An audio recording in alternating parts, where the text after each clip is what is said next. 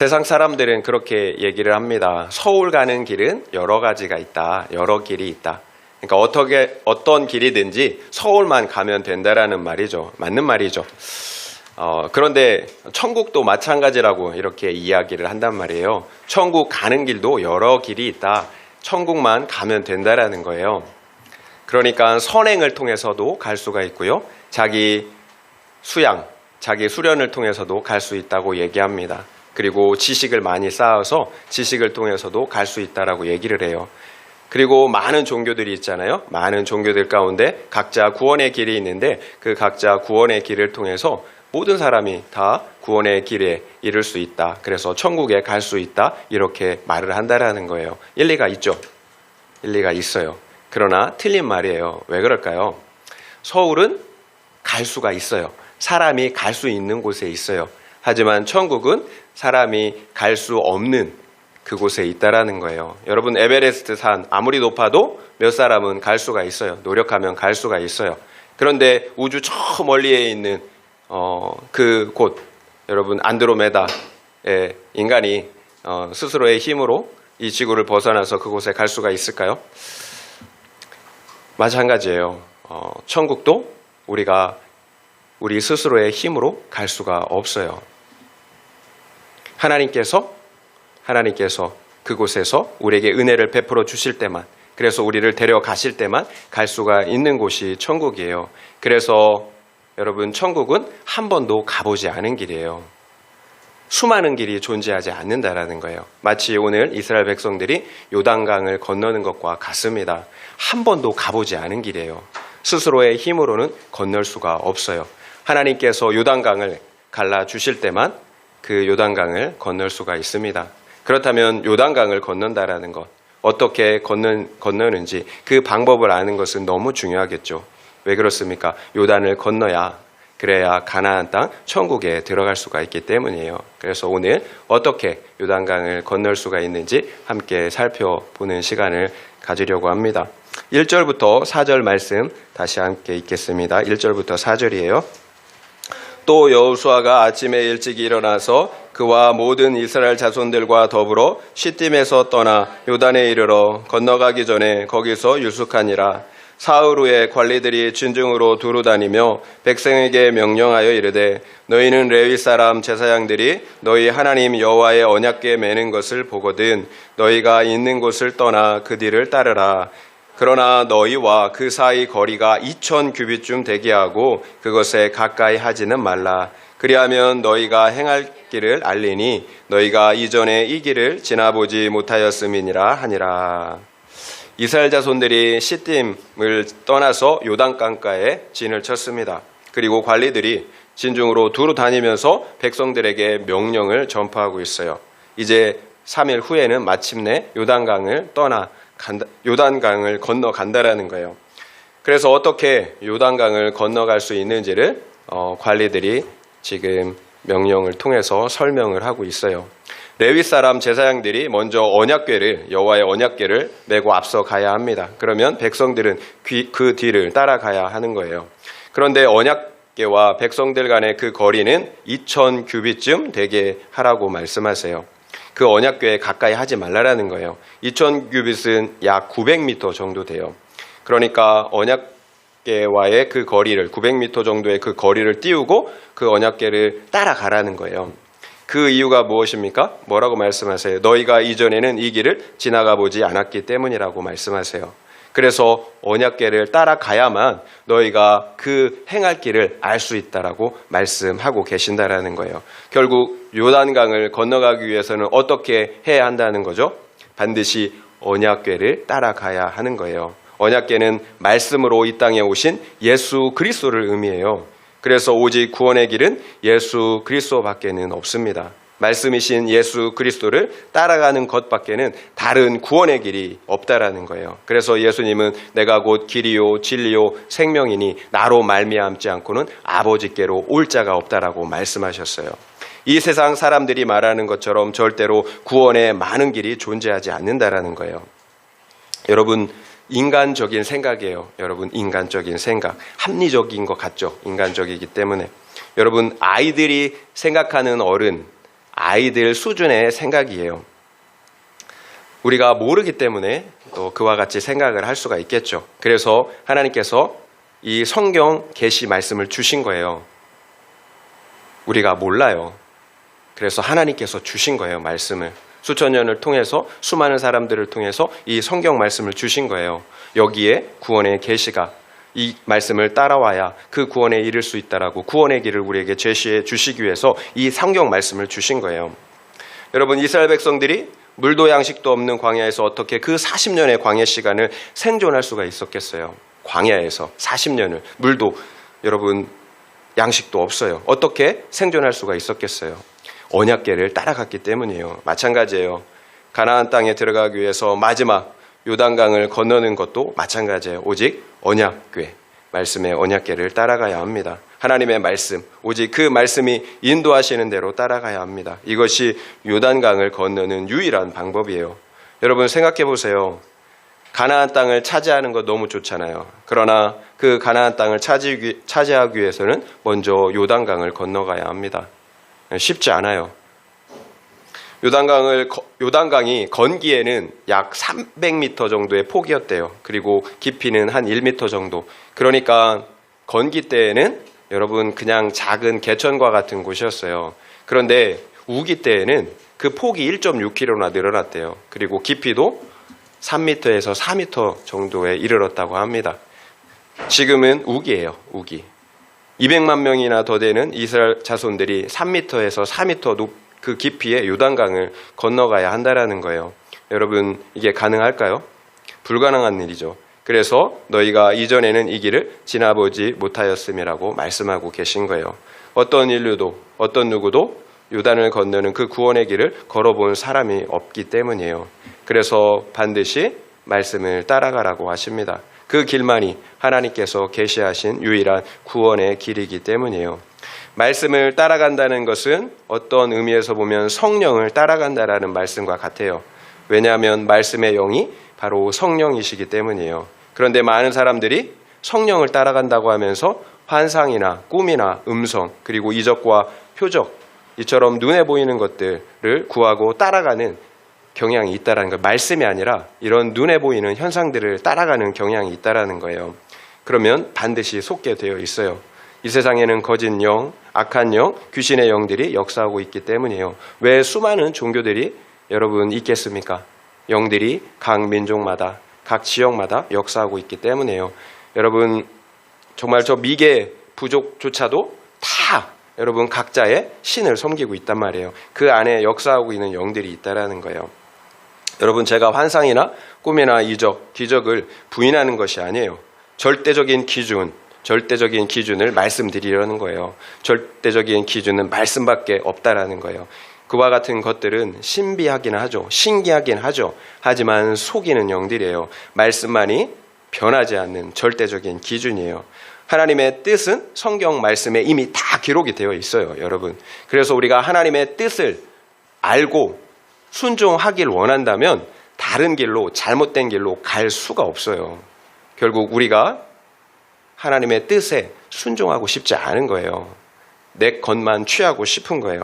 그래서 잘못된 길로 가게 되는 거예요. 여러분, 그래서 날마다 말씀을 따라가는 것이 우리의 구원을 이루는 가장 안전하고 확실한 방법입니다. 여러분, 말씀을 따라가려면 어떻게 해야 했습니까? 이스라엘 백성이 약 900m 그 뒤에서 앞서가는 언약궤를 따라가야 했다라는 거예요. 900m 거리는 내가 눈으로 이렇게 잘 확인할 수 있는 거리예요.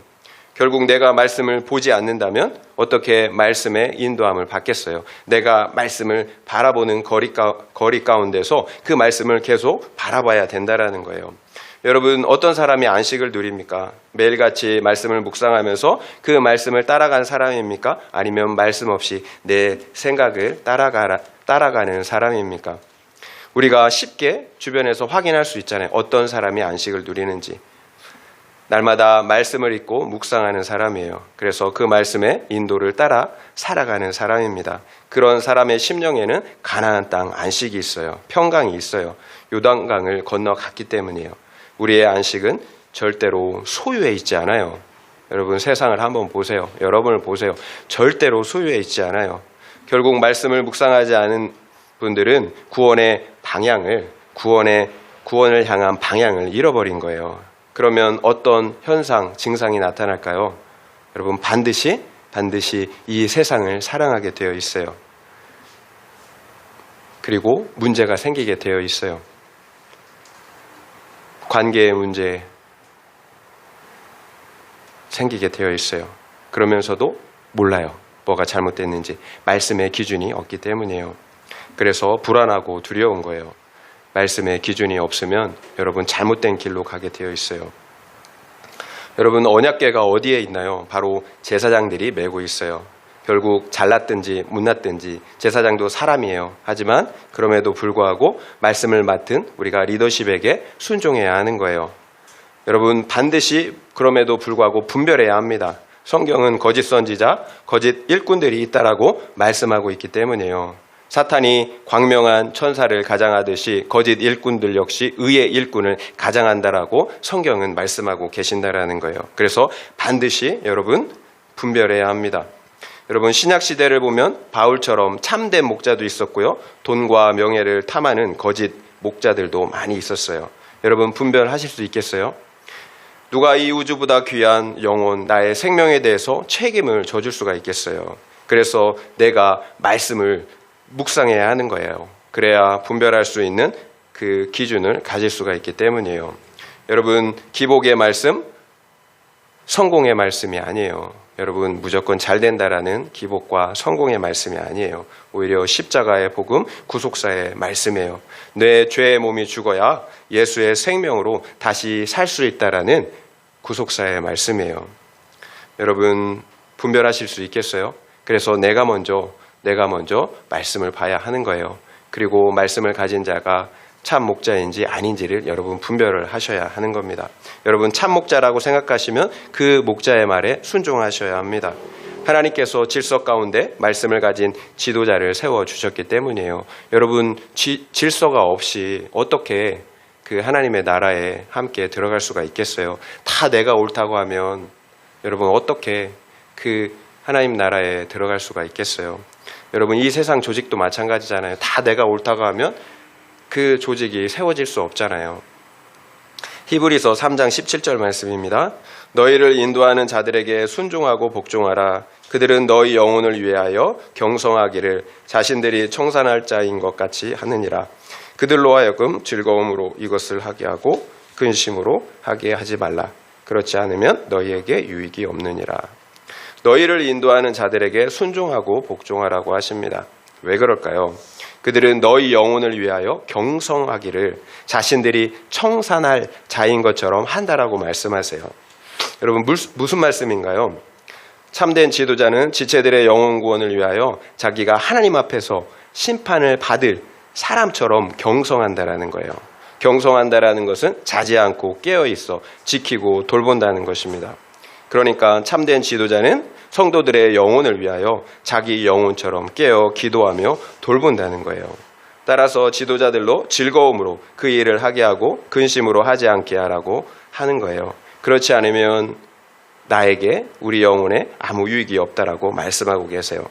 여러분의 자녀들이 여러분의 말을 듣지 않고 자기 고집대로 한다면, 그래서 근심하게 한다면 그것이 그 자녀에게 무엇이 유익하겠습니까? 마찬가지예요. 영적 지도자들에게도 여러분 순종해야 합니다. 그래야 나의 영혼에 유익이 있습니다. 그러나 여러분 말씀드린 것처럼 맹종이 아니에요.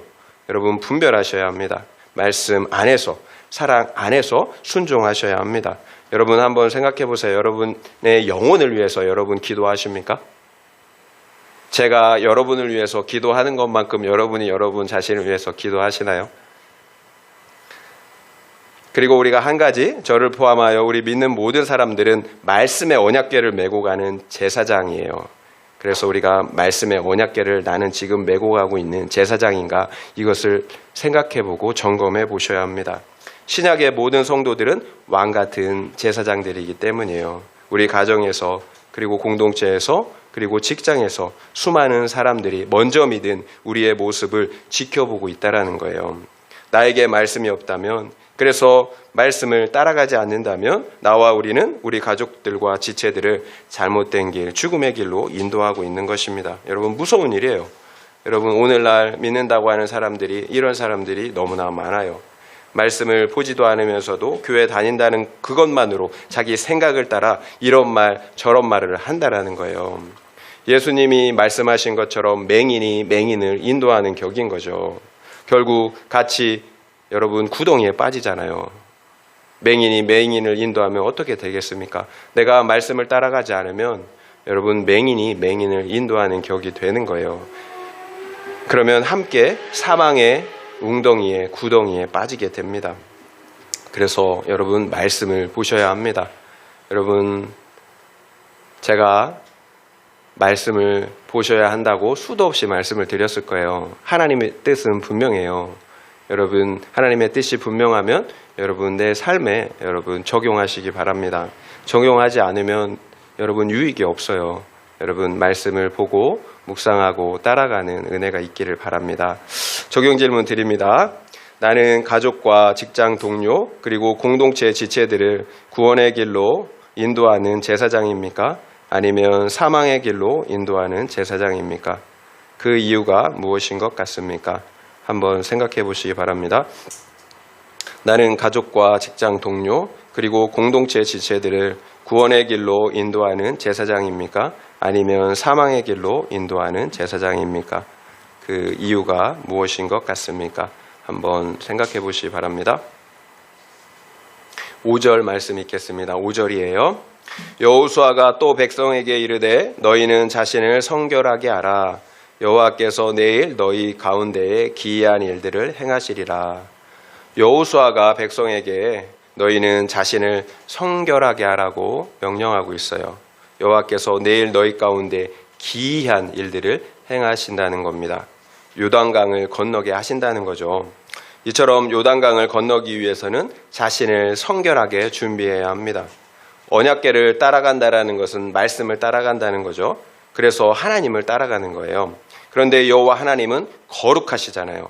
그래서 하나님께서 이스라엘 백성들과 언약을 맺으시면서 뭐라고 하셨나요? 내가 거룩하니 너희도 거룩하라고 말씀하셨어요. 그래서 우리의 인생의 목적은 행복이 아니라 거룩이라고 하는 거예요. 우리가 행복을 쫓아가면 행복하지 않아요. 그러나 거룩을 추구하면, 사랑을 추구하면 행복하기 때문이에요.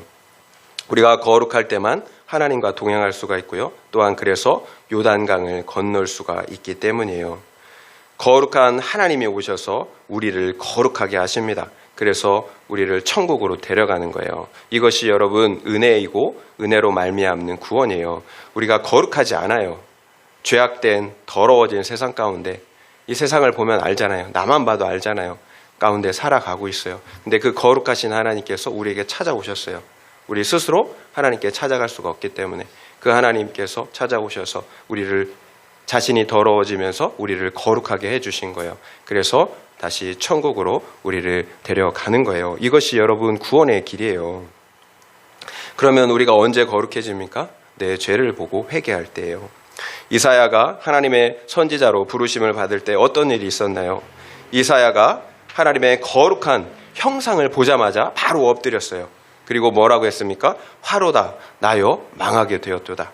나는 입술이 부정한 사람이요 나의 입술이 부정한 백성 중에 거주하면서 만군의 여호와이신 하나님을 배웠음이로다. 이것이 죄인이 거룩하신 하나님을 배웠을 때 여러분 저절로 터져 나오는 반응이에요. 거룩한 형상을 보자마자 보인 죄인의 반응이었어요. 자기 죄를 깨닫는 거예요. 여러분 선지자 이사야가 죄가 많으면 얼마나 많겠어요. 그 당시 유대 백성들 중에서 여러분 이사야는 가장 거룩한 사람이었어요. 그 가장 거룩한 사람이 하나님의 형상을 보자마자 자기의 죄를 깨닫는 여러분 모습을 보고 있어요. 거룩하신 하나님 앞에 서면 이처럼 자기의 죄를 보고 절망하게 되어 있어요.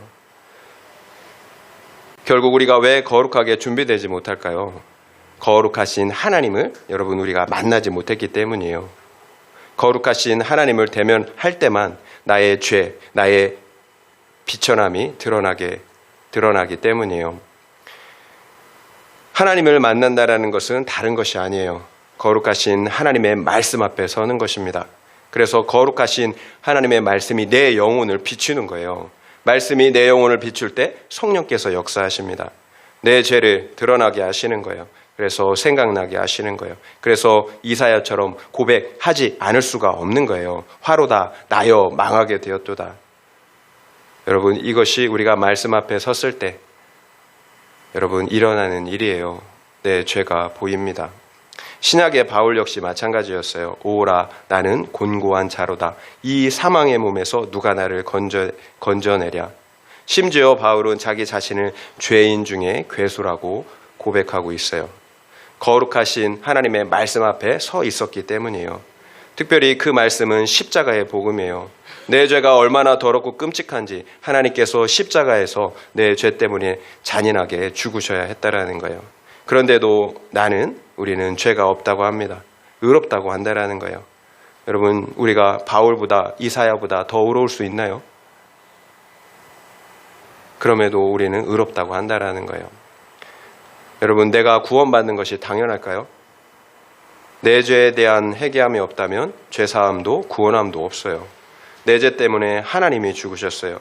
그런데도 나는 회개했다고 구원받았다고 이처럼 아무런 감흥 없이 말할 수가 있겠느냐라는 거예요. 여러분, 우리가 십자가 복음 앞에 서야 합니다. 그리고 이사야처럼 바울처럼 내 죄에 대해서 직면해야 돼요. 통회하고 자복해야 합니다. 자기 죄에 대해서 여러분 절망해 보지 않은 사람은 절대로 회개한 사람이 아니에요.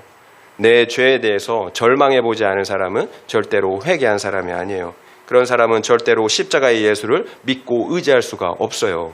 내 죄에 대해서 절망할 때만 그 십자가의 예수를 여러분 붙잡을 수가 있는 거예요. 온 마음 다해서 주님 아니면 나에게는 어떤 소망도 없다고 그 예수 그리스도를, 그 십자가의 예수를 붙잡게 되는 거예요. 내 죄에 대해서 절망할 때. 근데 내가 그렇게 의로운데 예수 그리스도를 우리가 붙잡을 수 있겠어요? 그래서 구약 성경인 스가랴는 그 회개에 대하여 마치 부모가 자신의 독자를 잃은 그 슬픔으로 애통한다라고 말씀하고 있어요. 이것이 신약에 있을 예수 그리스도를 바라보면서 신약의 백성들이 회개하는 모습이에요. 여러분, 독자를 잃었어요. 여러분, 둘이 있는데 하나를 잃어도 슬퍼요. 독자를 잃었어요. 얼마나 큰 애통함과 슬픔이 있겠어요. 이것이 십자가의 예수를 바라보고 내 죄를 보고 애통하는 자의 회개라는 거예요. 내 죄 때문에 애통하는 거예요. 내 죄 때문에 하나님이 십자가에서 그렇게 잔인하게 죽으셨다라는 그 사실 때문에 애통하는 거예요. 이것이 성경이 말씀하시는 회개예요. 그냥 지식적인 회개가 아니라는 거예요.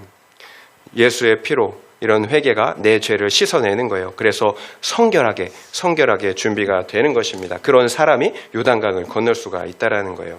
그렇다면 여러분은 언제 하나님의 말씀, 복음 앞에 나아가게 되셨나요? 그래서 내 죄를 보고 회개하게 되셨습니까? 나를 힘들게 하는 여러분 배우자나 부모 또는 직장 동료 때문에 말씀 앞으로 나오시지 않았나요?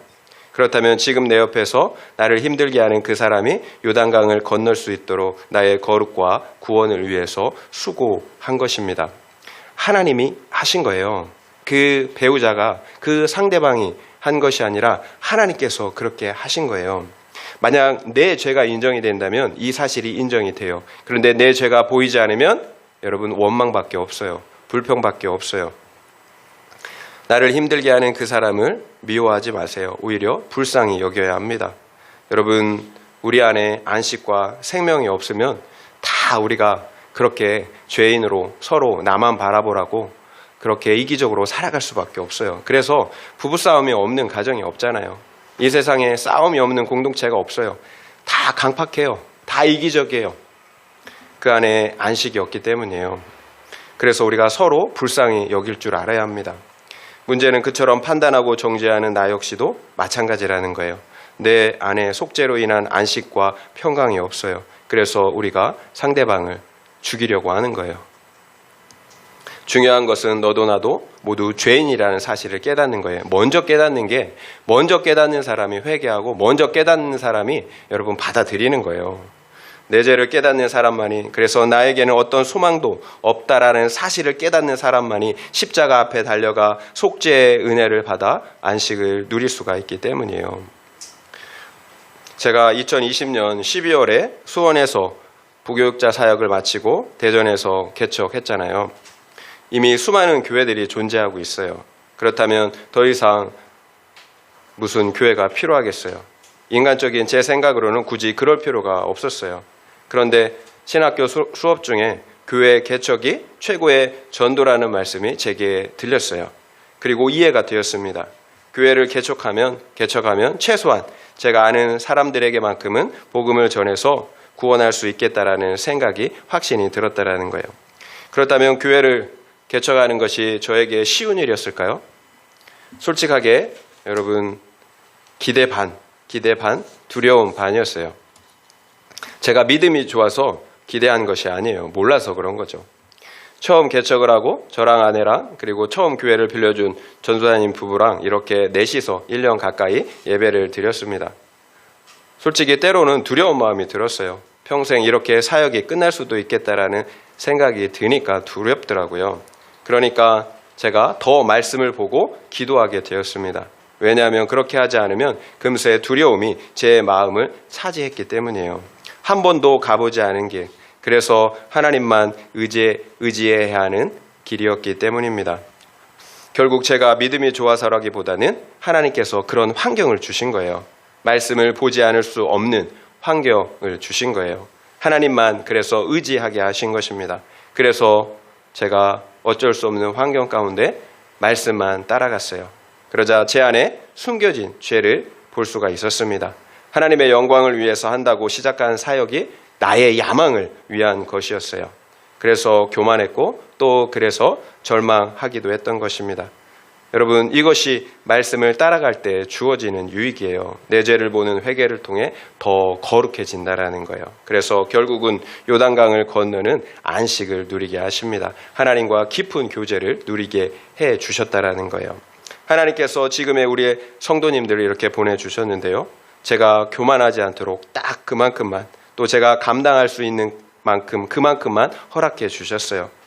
감사한 것은 저뿐만이 아니라 우리 성도님들 역시 저와 함께 거룩과 구원을 이뤄가고 있다는 사실입니다.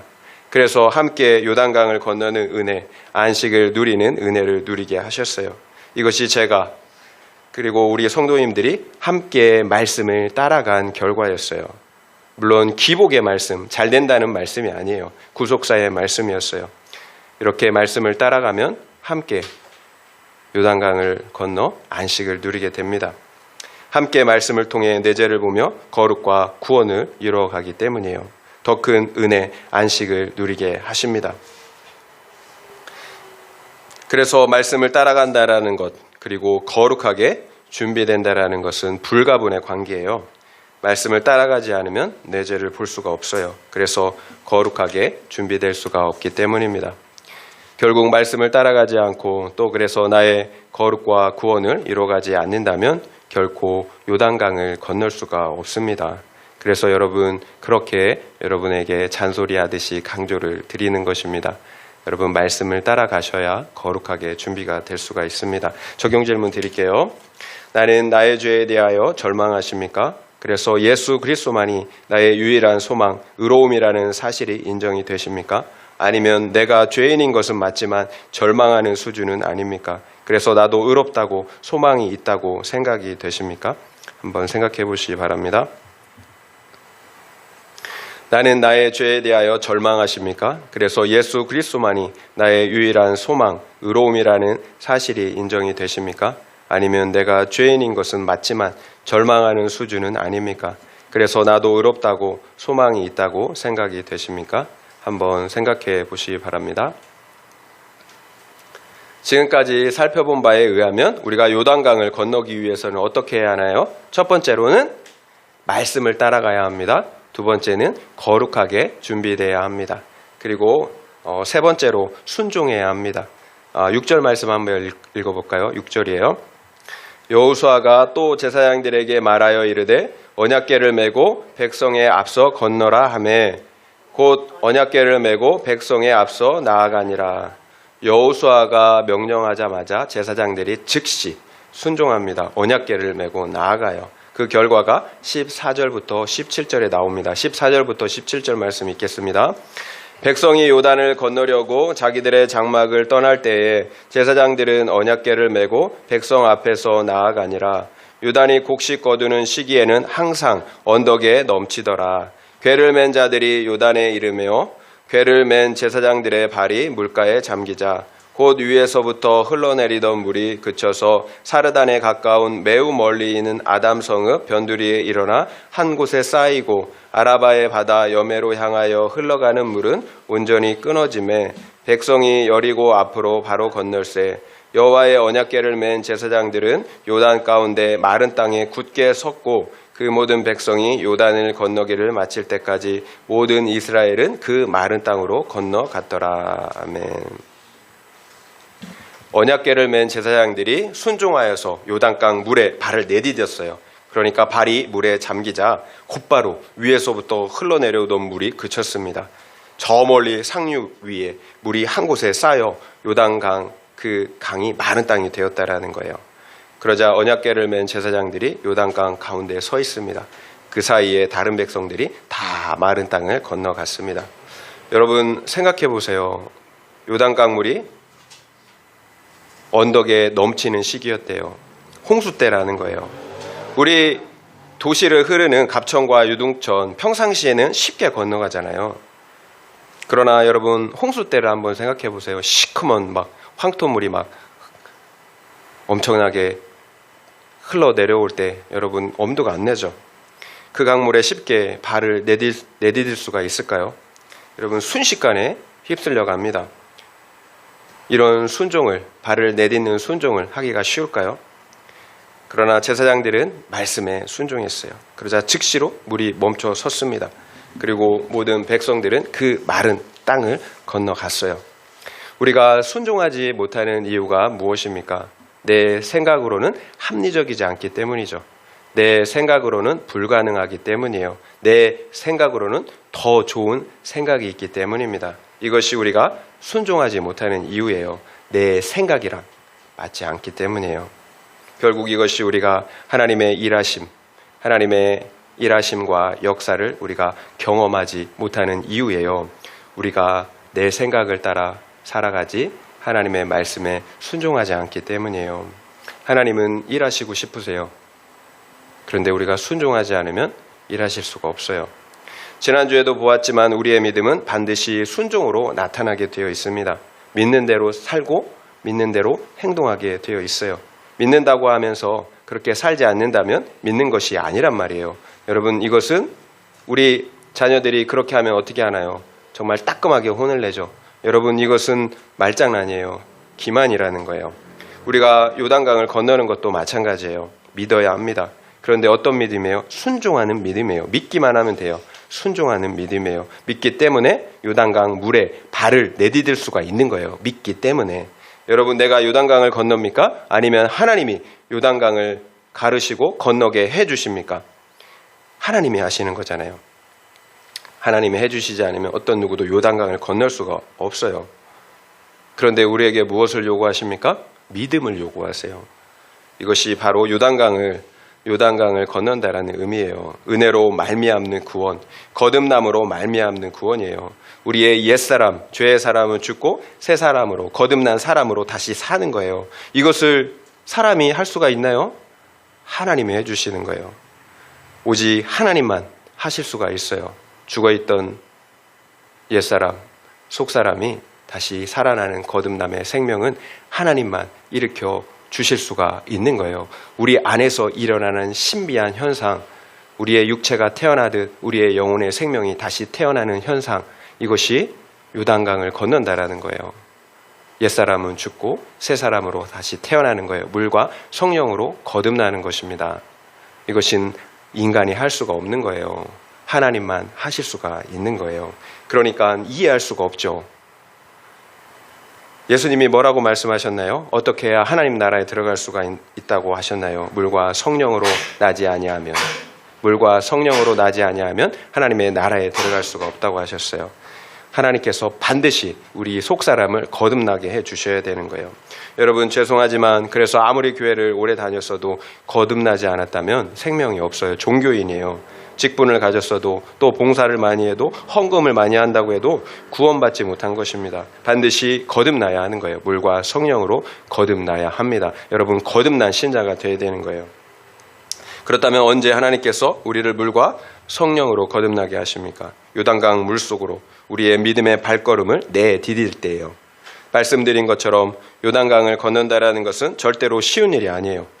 익숙하고 편안한 이 장막을 떠나서 여러분, 힘차게 세차게 그 검은 강물이 흘러내려와요. 3m, 4m 되는 그 요단강 물에 발을 내딛는 것입니다. 여러분, 그래서 믿음이 쉽지 않습니다. 너무 무서워요. 쉽게 발걸음이 떼어지지 않아요.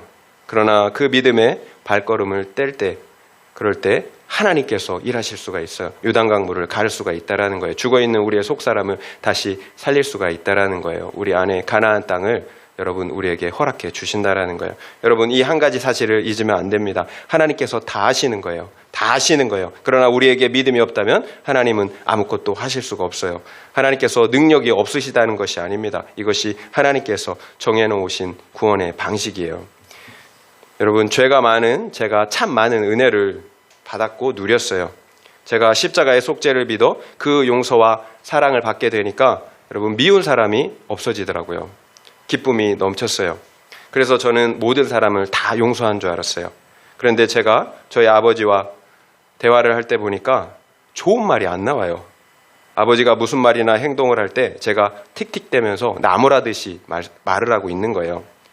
그리고 사람들 앞에서 그 아버지가 이기적이고 교양 없는 행동을 하거나 또 없는 말을 할 때 제가 창피한 거예요. 피하고 싶어요.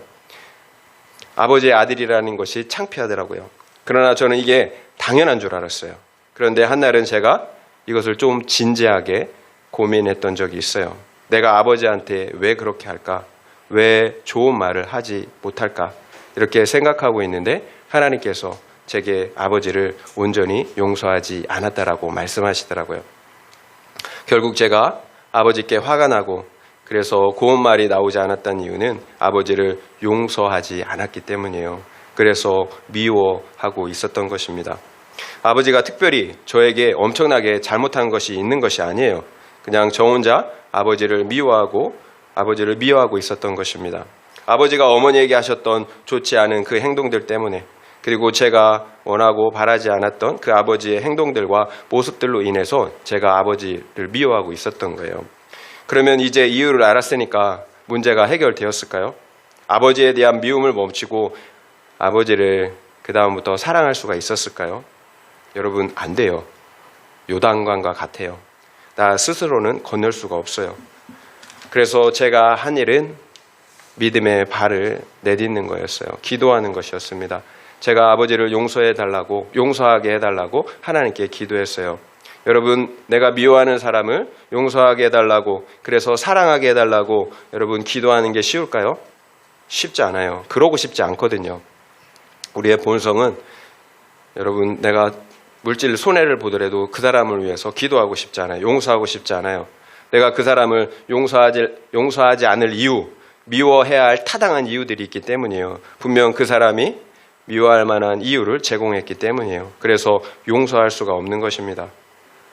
그래서 용서할 수 있게 해달라고, 미워하지 않게 해달라고 기도하는 것이 바로 여러분 요단 강물을 밟는 거예요. 믿음의 발걸음을 떼는 거예요. 쉽지 않아요. 저는 계속해서 기도했습니다. 그러자 어떤 일이 일어났을까요? 하나님께서 여러분 제 죄를 먼저 보게 하시고 회개하게 하셨어요. 여러분, 제가 아버지를 미워했던 죄는 여러분 제가 할 수 있는 그것이 아니에요. 제가 아버지를 미워했던 죄가 보였어요.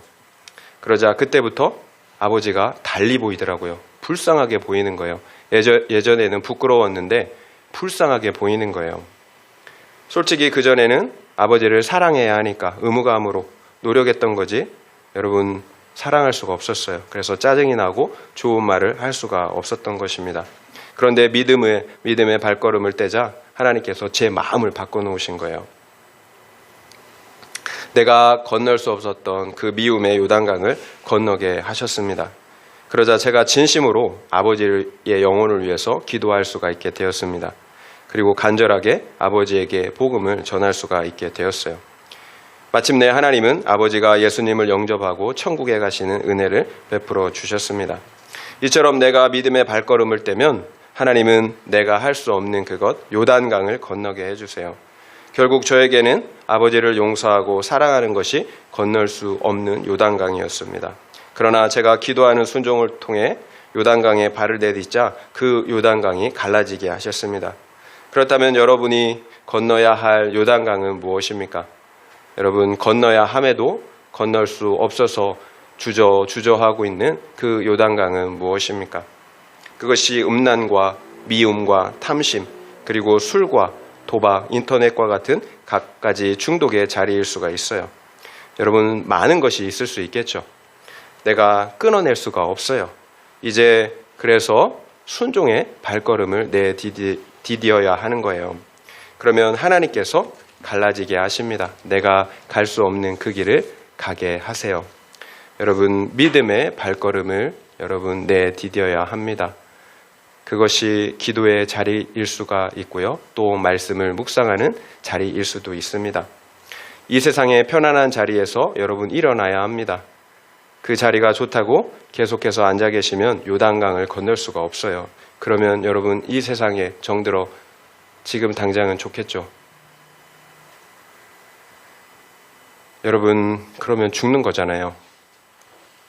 여러분 기도하는 그 순종의 자리, 말씀 보는 순종의 자리부터 여러분 순종하시기 바랍니다. 그러면 하나님께서 요단강을 가르세요. 그리고 건너게 하십니다. 우리가 가보지 못한 그 길을 갈 수 있게 해주세요. 이것이 은혜잖아요. 이것이 우리가 믿는 바잖아요. 우리가 어떻게 구원받았습니까? 우리가 어떻게 내 죄를 여러분 해결하고 속죄함을 받고 구원을 얻을 수가 있었겠어요? 불가능한 일이잖아요. 하나님께서 해주셨잖아요. 나 역시 마찬가지예요. 건널 수 없는 수많은 요단강, 여러분 내 힘으로 건널 수가 없어요. 믿음의 발걸음, 순종의 발걸음을 내디뎌야 합니다. 그러면 하나님께서 넉넉하게 건너가게 해주십니다. 세 번째 적용 질문 드립니다. 내가 건너지 못한 요단강, 그래서 건너야 할 요단강은 무엇입니까? 미움, 혈기, 탐심, 음란, 술, 도박입니까? 그렇다면 내가 내디뎌야 할 순종의 발걸음은 무엇입니까? 한번 생각해 보시기 바랍니다. 내가 건너지 못한 요단강, 그래서 건너야 할 요단강은 무엇입니까? 미움, 혈기, 탐심, 음란, 술, 도박입니까? 그렇다면 내가 내디뎌야 할 순종의 발걸음은 무엇입니까? 한번 생각해 보시기 바랍니다.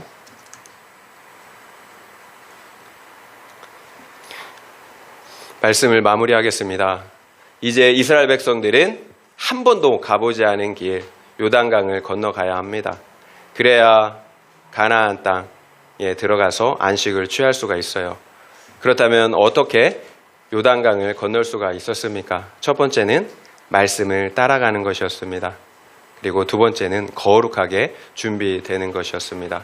그리고 세 번째는 여러분 요단 강물을 순종의 믿음으로 요단 강물을 밟는 것이었어요. 믿음의 순종을 하는 것입니다. 그럴 때 하나님께서 요단 강물을 가르셨습니다.